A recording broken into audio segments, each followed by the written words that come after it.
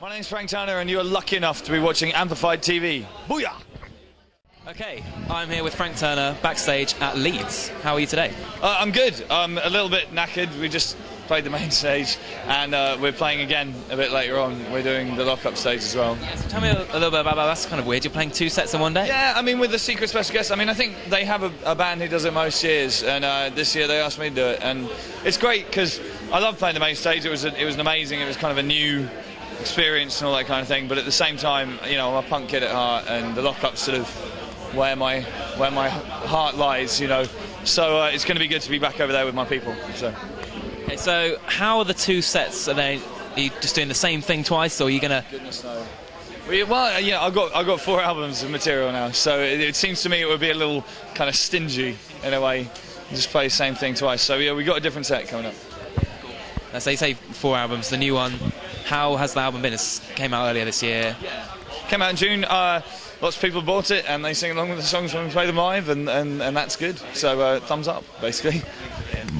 So can you just tell a little bit how the 2 sets are different? So is it more kind of more rocky one for the? It's not so much that. It's more like we sort of did the main stage set as if that was the only set we were playing. Do you know what I mean? Plan that out. But then for the second one, it's kind of just sort of, I guess, playing a little bit of older stuff, a bit of kind of stuff that the more kind of like die-hard old school fans are into, that kind of thing. So, and then we've got a couple of tricks up our sleeve as well, but I'm not going to tell you what they are. Okay, we need to check that out. Yeah. So the new album, you say is kind of a mixture of the kind of previous albums in the kind of style. In terms of your band, can you tell a bit about? Yeah, definitely. I mean, it's the second record I made with the Sleeping Souls of my band, but I think this one's a little bit folkier. The previous record was very much like a rock album, whereas this one I want to do something that had more of the folky vibe back in it as well. But also, you know, trying to push yourself into new territory as well. You know, there's kind of heavier songs, and there's an a cappella tune in the new record as well. So it's mixing it up, you know. So do you think there's a big difference between Reading and Leeds? So you're playing Leeds first on the first day. Yeah. Well, yeah. I mean, crowds. Leeds is generally a bit rowdier, a bit less kind of like industry centric, which is always nice because industry's bullshit. But having said that, I grew up going to Reading Festival as a kid, you know, and it's kind of where my heart lies is Reading Festival. So if I had to choose, I'd probably choose Reading. Okay. So it's homecoming versus.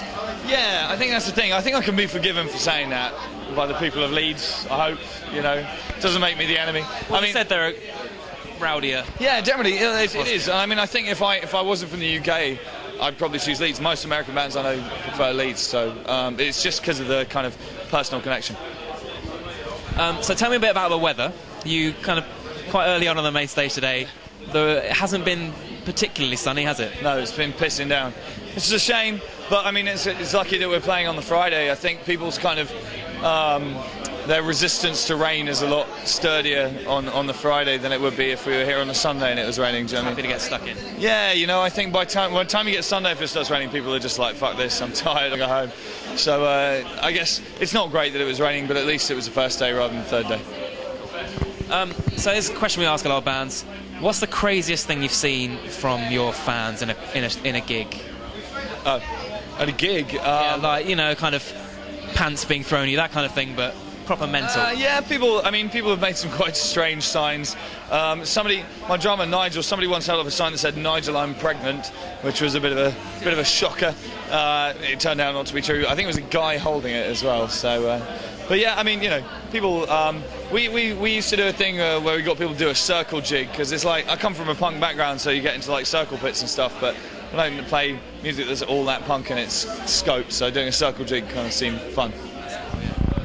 Okay, and our final cliche question. If you're headlining, and in fact you're playing twice this space, so you're headlining the festival, you get to book all the bands, doesn't matter whether they're still active, dead or anything, who would you have as supporting you? And none of this, all the other bands we've spoken to were like, oh no, we'd go first and then just watch the other ones. No, you have to headline. So. Okay, well, okay, regardless of where I am on the bill, bands, I'd like to see Nirvana, Godspeed You Black Emperor, I'd like to see The Band, I'd like to see Bob Dylan circa 1965, but not since then, thanks. I would like to see, and to be honest, actually the lineup on the lockup today is insanely good. We've got Descendants, Flogging Molly, Face to Face, Hot Water Music, and Off.